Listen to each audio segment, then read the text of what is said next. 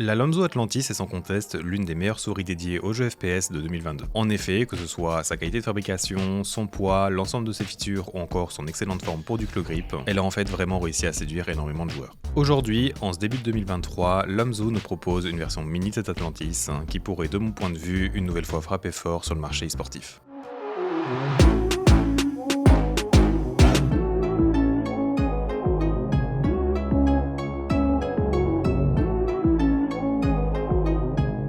Et yo YouTube, j'espère que vous passez une très bonne journée et dans cette vidéo je vais vous donner mes premières impressions sur la nouvelle Atlantis Mini. Ce ne sera donc pas une review complète avec autant de montage et b-roll que d'habitude. En effet, je n'ai que 2 jours de jeu dessus et cela dû au fait que j'ai eu quelques délais supplémentaires concernant sa livraison. Je tiens d'ailleurs à remercier la marque Lonzo de me l'avoir envoyé car c'est vraiment une souris que j'attendais beaucoup. Comme d'habitude, bien qu'elle m'ait été envoyée, cela ne biaisera pas mon avis à son propos. Ce n'est en fait jamais arrivé et c'est pas demain la veille que ça arrivera. J'insiste sur ce point car cette première impression va être ultra positive et aura sûrement un fond de achetez-la si vous recherchez une excellente souris. Car au final, c'est ce que vous allez acheter tout simplement. Si elle vous intéresse d'ailleurs, sachez que cette souris est disponible sur le site français Maxisport et vous avez donc mon code promo EFRAO5 qui vous fera gagner 5% sur l'entièreté du site en plus de soutenir ma chaîne. Et d'ailleurs, grâce à eux, j'organise un giveaway de cette souris sur mon Twitter et tous les liens seront bien sûr dans la description.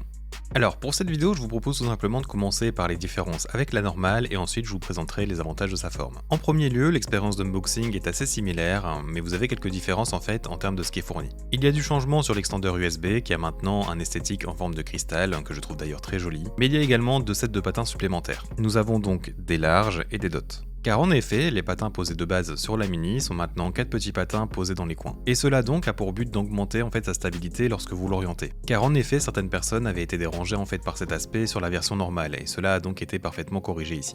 Les patins sont donc très bons pour des patins stock, mais je ne peux pas vous confirmer cela pour les petits dots. Car en fait, ils me semblent assez pointus et cela sera peut-être un problème sur des tapis assez mous. Dernière info à leur propos, mais la taille des 2 larges patins est différente. Ceux de la Mini sont en fait plus grands et vous pourrez donc utiliser ceux de la normale pour la Mini, mais l'inverse n'est pas possible.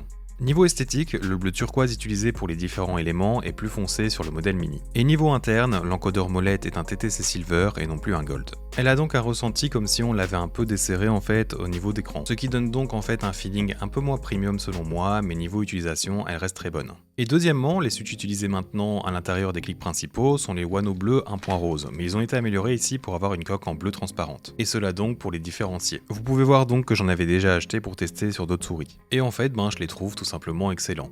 Basiquement, pour moi, c'est une version supérieure desquelles Gemui 8.0, c'est-à-dire donc avec une bonne tactilité tout en gardant un clic léger. Finalement, la réduction de taille de la souris impacte aussi le poids, qui la fait donc passer à 50 grammes au lieu de 55 pour le format plus grand. Mais cette réduction de taille fait aussi que la qualité globale semble améliorée étant donné que tout est en fait plus resserré. D'ailleurs, l'équilibre du poids de cette Mini est vraiment bon et elle fait vraiment très légère. Bien, passons maintenant à ce qui est peut-être le plus important, sa forme. Mais avant cela, je t'invite à t'abonner à ma chaîne si mon contenu t'intéresse, car elle est en fait consacrée à l'équipement dédié au FPS compétitif. Il y a donc de grandes chances que mes autres vidéos t'intéressent également, et au passage, pense à activer la cloche de notification pour ne rater aucune sortie bien évidemment. Déjà, je dirais que si vous ne jouez pas en palme grip et que vous avez une main qui fait 17, 18 ou 19 cm de longueur de main, je vous recommande chaudement de tester cette souris. C'est en fait aussi simple que ça. Elle excelle vraiment pour ses dimensions selon moi, bien plus que la version normale évidemment. Cette Atlantis Mini n'est pas en fait un simple rétrécissement des dimensions de la normale. Ici, la position du point culminant de sa bosse ou rampe a été en fait revue en adéquation avec sa forme globale. Basiquement, c'est un peu comme si on avait poussé l'arrière de la souris pour atteindre cette taille et non juste réduire les dimensions. Et de mon point de vue, c'est une excellente chose et c'est le procédé qui a également été utilisé pour la Razer Viper Mini comparée à la normale. Cela fait que ces souris, pourtant petites, ne sont pas vraiment plates, ce qui aide en fait à avoir plus de points de contact selon le grip de chacun. Au niveau du placement de cette rampe, cela me fait un peu penser à la Fnatic Bolt, mais le reste est bien différent. En fait, que ce soit la Fnatic Bolt ou encore la Pulsar X2 Mini, ces souris sont donc moins larges et avec des côtés plutôt assez plats. Ici, la Atlantis Mini est bien plus agressive à ce niveau et c'est clairement en fait l'une des plus agressives de ma collection comprenant plus de 45 souris. Pour vous l'expliquer, on va dire que sur les 2/3 avant de la souris, on a en fait une pente inversée. C'est-à-dire que la souris est plus fine à sa base et elle grossit plus on remonte. Phénomène qui va donc énormément aider lors d'un replacement de la souris par exemple, étant donné en fait que vos doigts vont agir comme une pince de machine de fête foraine. Et ensuite, dans le dernier tiers placé en fin de souris, vous avez en fait un creux assez prononcé qui est formé, étant donné donc que la souris s'élargit en fin de forme.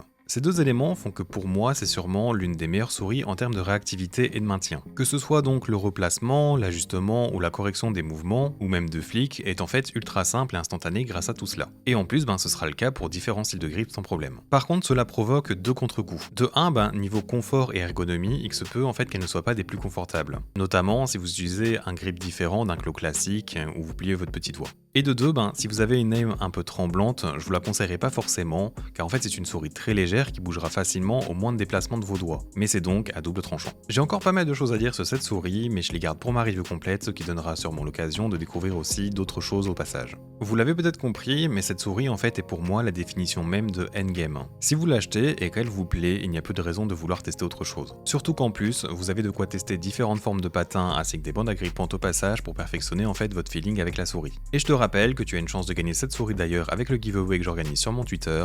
Avec cela dit, je te remercie d'avoir regardé cette vidéo jusqu'au bout, j'espère donc te voir dans un futur proche, et à bientôt.